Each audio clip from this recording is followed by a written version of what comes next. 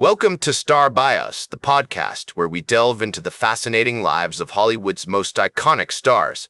I'm your host, Casey Gold, and today we're shining the spotlight on the incomparable Sammy Cahn, the legendary songwriter behind some of the most beloved tunes in American cinema.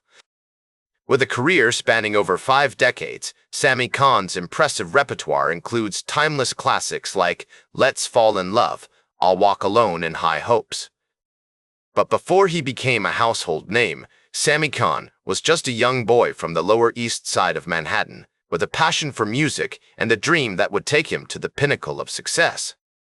Born on June 18, 1913, in the vibrant neighborhood of New York's Lower East Side, Samuel Cohen, later known as Sammy Cahn, grew up surrounded by the sights, sounds, and smells of immigrant New York.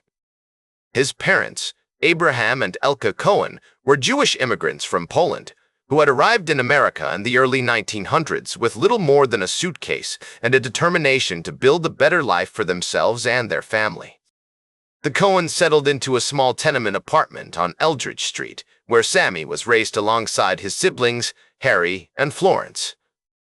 The Lower East Side of Manhattan during Sammy's childhood was a bustling hub of activity, with pushcarts lining the streets, vendors calling out their daily specials, and the smell of freshly baked bread wafting from the nearby bakeries.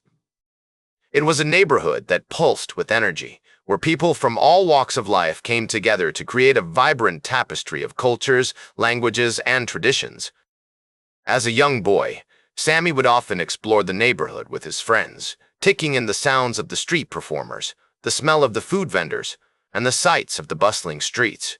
Sammy's early education took place at PS 62, a local elementary school on Gork Street, where he excelled academically and developed a passion for music and writing. His parents, though not musicians themselves, encouraged Sammy's creative pursuits, recognizing the importance of self-expression and intellectual curiosity. The family would often gather around the piano in their small apartment, singing songs and playing games that fostered a sense of community and togetherness. As Sammy entered his teenage years, he began to develop a keen interest in music and songwriting. He would often attend vaudeville shows at the nearby Orpheum Theater, where he was mesmerized by the performances of legendary entertainers like Al Jolson and Eddie Cantor.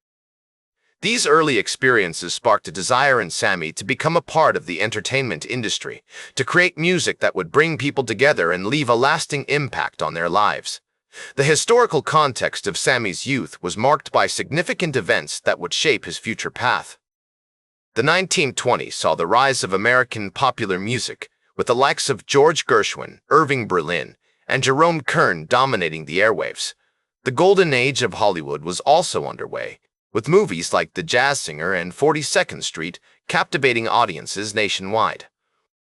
These cultural phenomena would later influence Sammy's work, as he drew upon the rich traditions of American songwriting to craft his own unique sound. As we explore the early life of Sammy Cahn, it's clear that his upbringing on the Lower East Side, surrounded by the vibrant sounds and colors of immigrant New York, played a significant role in shaping his unique voice and style. The neighborhood's eclectic mix of cultures, languages, and traditions would later find expression in his songs, which often blended elements of jazz, pop, and show tunes to create something entirely new and original. As we pick up Sammy's story in the 1930s, he's already making a name for himself as a talented young songwriter. He begins writing songs for Broadway shows, including the hit musical Here's Happiness, which opens at the Broadway Theater in 1931. This early success leads to more opportunities, and soon Sammy is working with some of the biggest names in show business, including George Gershwin and Jerome Kern. One of Sammy's earliest breakthroughs comes when he meets his longtime collaborator, Saul Chaplin. Together, they form a songwriting partnership that would produce some of the most iconic tunes of the 20th century. Their first big hit is Rhythm Is Our Business, which becomes a signature song for the Jimmy Lunceford Orchestra in 1935. As the 1940s arrive, Sammy's career is in full swing. He begins working with Frank Sinatra, who is just starting to make a name for himself as a solo artist. Their collaboration leads to some of the most beloved songs in American cinema, including I'll Walk Alone and Guess I'll Hang My Tears Out to Dry. These songs not only showcase Sammy's talent as a songwriter, but also demonstrate his ability to craft lyrics that speak directly to the human experience. The 1950s are a pivotal time for Sammy Cahn, as he becomes an integral part of the Rat Pack, a group of entertainers that includes Frank Sinatra, Dean Martin, and Sammy Davis Jr. Together, they create some of the most unforgettable moments in entertainment history, from their Las Vegas nightclub performances to their iconic movies like Ocean's 11 and Sergeant's 3. Sammy's work with the Rat Pack leads to some of his most famous songs, including High Hopes, which becomes a signature tune for Frank Sinatra, and The Lady is a Tramp, which is introduced by Ella Fitzgerald in the 1956 film Babes in Arms. These songs showcase Sammy's incredible range as a songwriter, from the witty wordplay of The Lady is a Tramp to the soaring optimism of High Hopes. Throughout his career, Sammy Cahn receives numerous accolades for his work, including 4 Academy Awards for Best Original Song. He is also nominated for several Grammy Awards and is eventually inducted into the Songwriters Hall of Fame. As we explore Sammy's remarkable achievements, it's clear that his success was not just due to his talent as a songwriter, but also his ability to navigate the ever-changing landscape of the entertainment industry. From his early days on Broadway to his legendary collaborations with Frank Sinatra and the Rat Pack, Sammy Cahn remained true to his art, always pushing himself to create music that would leave a lasting impact on audiences around the world. Despite the rise of new musical genres like rock and roll, Sammy continues to write songs that resonate with audiences. He collaborates with new artists, such as Dean Martin's daughter, Deanna Martin, and works on music for films and television shows. One notable example is his work on the 1966 film Robin and the Seven Hoods, which stars Frank Sinatra and features several of Sammy's original songs. In the 1970s, Sammy begins to slow down, but he still manages to produce some remarkable work.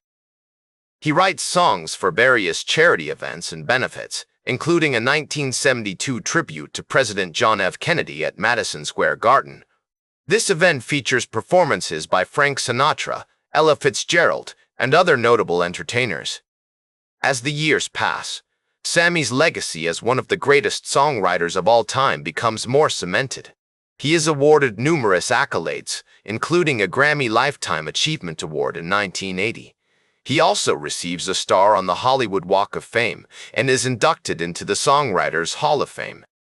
Sammy Cahn passes away on January 15, 1993, at the age of 79, leaving behind a legacy of unforgettable songs that continue to inspire new generations of musicians and fans. His music remains an integral part of American popular culture, with his songs being covered by artists like Michael Bublé, Diana Krall, and Rod Stewart. Today, Sammy Cahn's estate continues to promote his music and legacy through various initiatives, including the Sammy Cahn Foundation, which supports emerging songwriters and musicians. His daughter, Lori Cahn, has also worked tirelessly to preserve her father's archive of songs, scripts, and memorabilia, ensuring that his remarkable body of work remains accessible to fans and scholars alike. As we reflect on Sammy Cahn's incredible life and career, it's clear that his impact on American entertainment extends far beyond his own songs. He helped shape the Great American Songbook, collaborated with some of the most iconic entertainers of all time, and left an indelible mark on popular culture. His legacy serves as a testament to the power of music to transcend generations and bring people together. That's all for today's Star Bios. Remember to like, share, and subscribe. And until next time, I'm Casey Gold reminding you to keep shooting for the stars.